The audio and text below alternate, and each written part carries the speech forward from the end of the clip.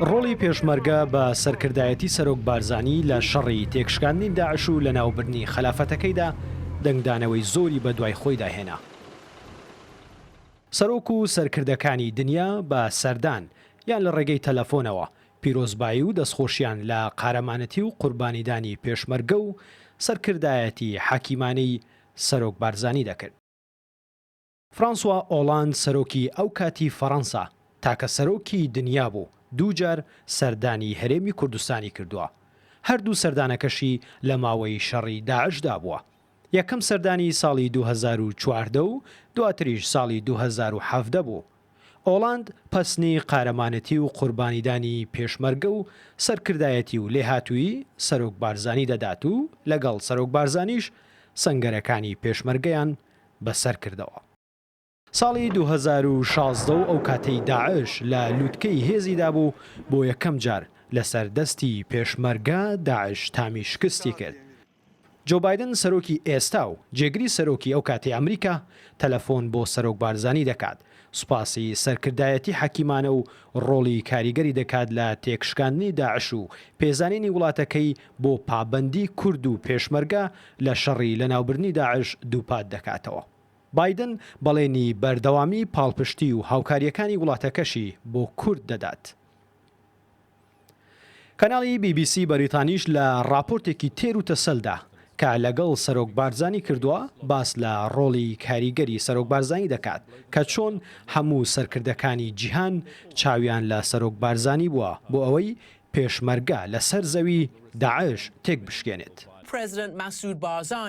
کەناڵی CNN ئەمریکی و بەرنامەی دیاری ئامانپور لە سێیەم ڕۆژی ئۆپەراسیۆنی ئازادکردنی مووسڵدا میوانداری سەرۆک بارزانی دەکات.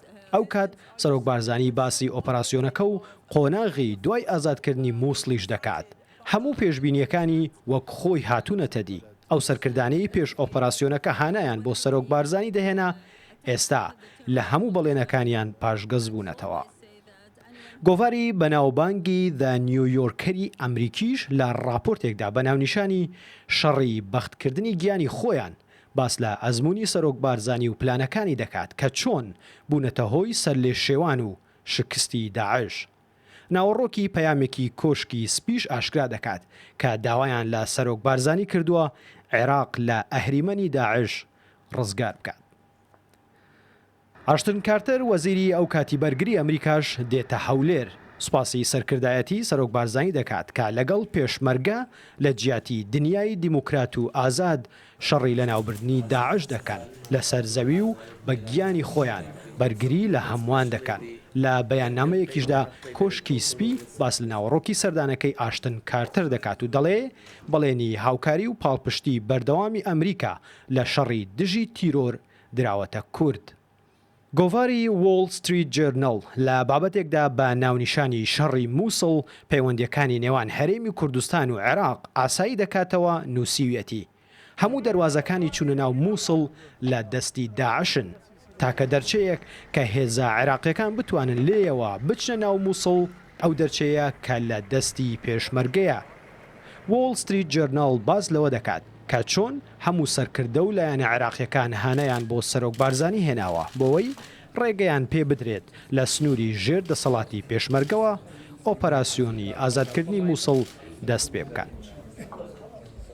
ئۆرسۆلا ڤۆندەرلەین کە ئەو کات وەزیری بەرگری ئەڵمانیا بوو چەند جارێک سەردانی هەرێمی کوردستانی کردو و سوپاس و پێزانینی خۆی بۆ ڕۆڵی سەرۆک بارزانی و سەرکردایەتیکردنی شەڕی دژی داعش دەربڕیوە.